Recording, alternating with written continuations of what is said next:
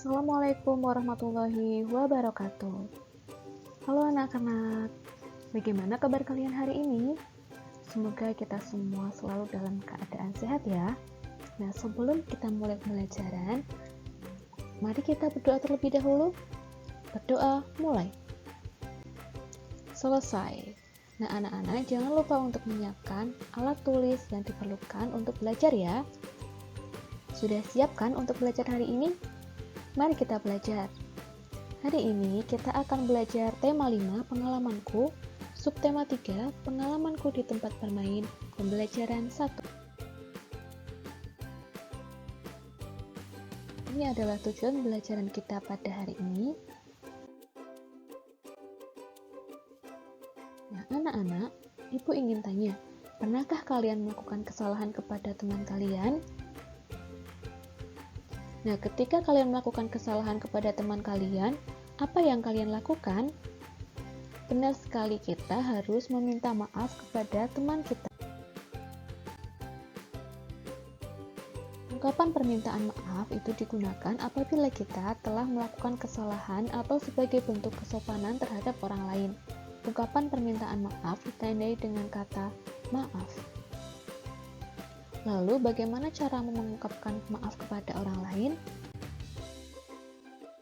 Ketika kita mengungkapkan permintaan maaf kepada orang lain, kita harus mengungkapkannya dengan menggunakan kata-kata yang baik dan diungkapkan dengan sopan.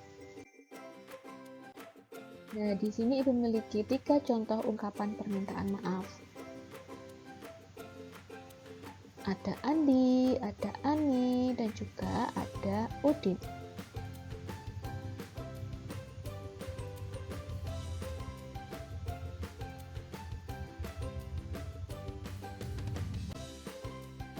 Selanjutnya, tadi kalian sudah belajar tentang permintaan maaf. Selanjutnya, pada LKPD yang telah Ibu berikan, ada sebuah soal. Nah, kalian bisa mengerjakannya dengan membaca teks terlebih dahulu, lalu menjawab 2 buah soal. Nah, soal ini dapat kalian lihat juga di LKS halaman 62. Itu kalian Ibu minta untuk membaca sebuah teks percakapan. Nah, teks percakapan ini dapat kalian lakukan dengan bermain peran dengan anggota keluarga kalian. Di sini adalah teks percakapan antara Riko dan Bagus. Percakapan.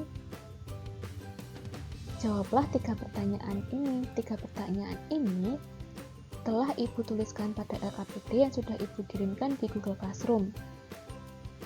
Soal yang pertama, apa yang terjadi pada Bagus? Yang kedua, pada bagian mana yang menunjukkan kalimat permintaan maaf? Lalu yang ketiga, setelah kamu memahami ungkapan permintaan maaf, coba buatlah contoh ungkapan permintaan maaf kepada teman dengan baik dan santun.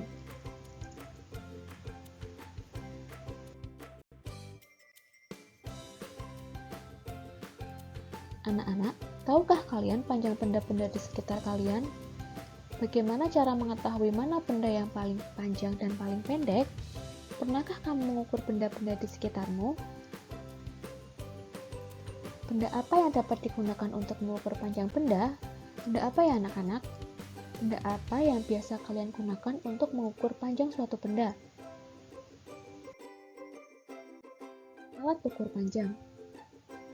Alat ukur panjang yang pertama itu dengan satuan tidak baku. Contohnya adalah 1 jengkal. Ukuran panjang telapak tangan yang direntangkan dari ujung ibu jari sampai ujung jari kelingking. Lalu yang kedua adalah 1 depa, yaitu ukuran panjang dari ujung jari tangan kanan ke ujung jari tangan kiri yang direntangkan.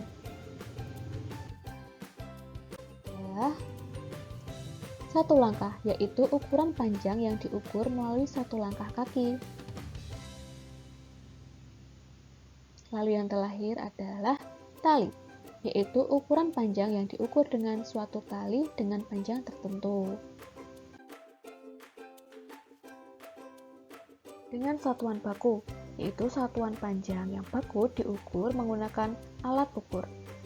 Nah, apa saja alat ukur panjang yang kalian tahu? Coba sebut. Yang pertama, penggaris. Lalu yang kedua ada meteran bangun. Yang ketiga meteran gulung.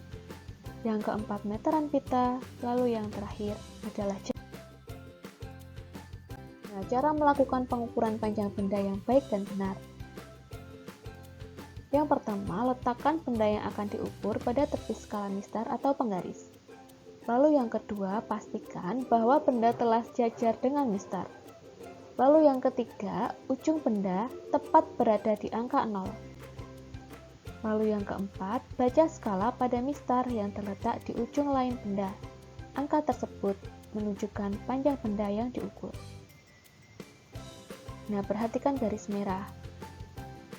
Ujung bolpen terletak pada angka 0, lalu ujung yang lain menunjukkan panjang benda yang diukur. Jadi, panjang bolpen di atas adalah 15,2 cm. Nah, sekarang coba, berapa panjang pensel di bawah ini? Coba kalian amati berapa panjang pensel tersebut.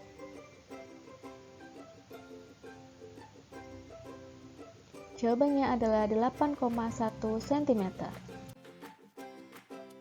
Satuan panjang. Satuan untuk mengukur panjang benda ada dua macam, yaitu cm dan meter. Cm disingkat menjadi cm, meter disingkat menjadi m. 1 meter sama dengan 100 cm, 1 m sama dengan 100 cm. Panjang pengukuran 100 cm disebut 1 meter. Nah, bacaan ini dapat kalian baca di LKS halaman 63.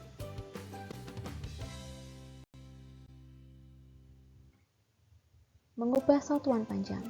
Nah, satuan panjang itu ada banyak. Ada kilometer, ada hektometer, ada dekameter, meter, ada desimeter, sentimeter, dan milimeter. Nah, setiap turun satu tangga itu dikali 10. Lalu ketika naik satu tangga itu dibagi 10. Kalau turunnya 2 tangga berarti dikali 100.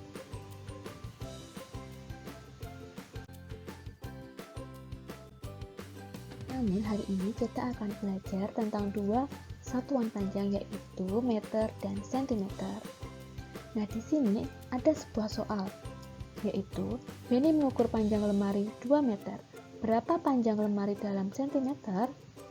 Nah, dari meter ke sentimeter itu turunnya 2 tangga, jadi dikali 100.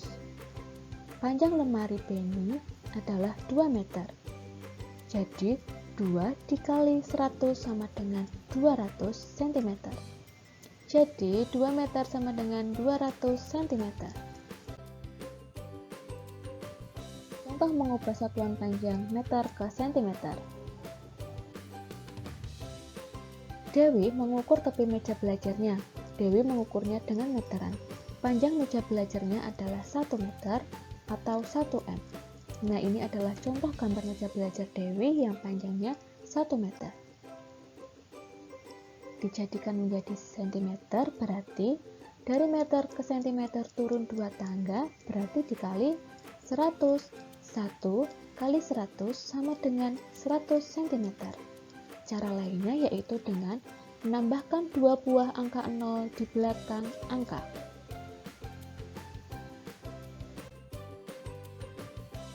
Cara cepatnya.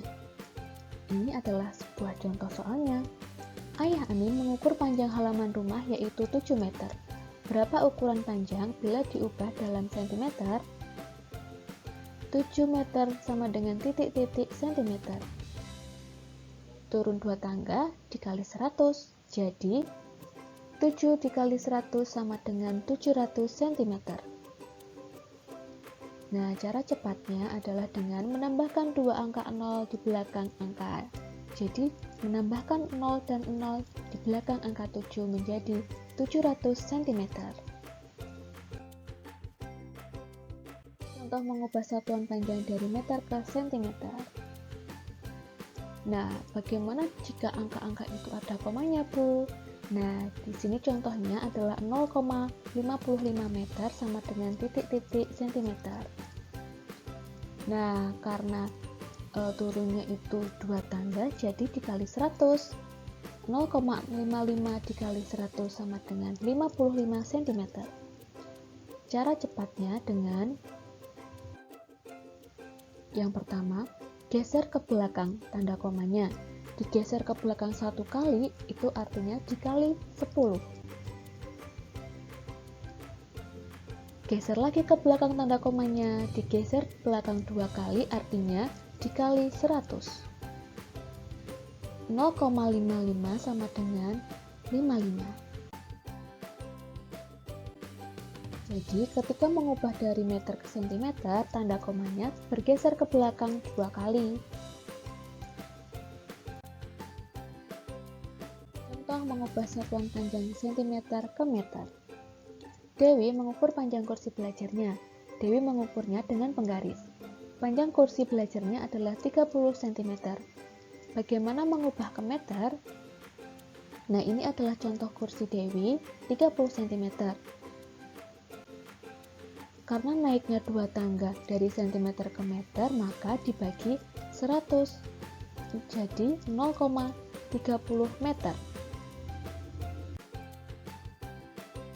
Cara cepatnya yaitu letakkan tanda koma di belakang angka terakhir. Lalu geser ke depan tanda koma. Digeser ke depan 1 kali artinya dibagi 10. Geser lagi ke depan tanda koma. Digeser ke depan 2 kali artinya dibagi 100. Maka 30 cm itu tadi sama dengan 0,30 meter. Jadi ketika mengubah cm ke meter, tanda komanya itu bergeser ke depan 2 kali. Sudah paham ya anak-anak? Tadi sudah belajar tentang pengukuran. Nah, sekarang Ibu ada tugas untuk kalian. Tugas ini dapat kalian baca pada LKPD yang telah Ibu bagikan melalui WhatsApp dan Google Classroom. Dapat juga kalian baca melalui LKS halaman 63. Di sini Ibu minta kalian mengukur 5 benda yang ada di rumah kalian, lalu menulis. Selanjutnya, kalian mengisi soal latihan.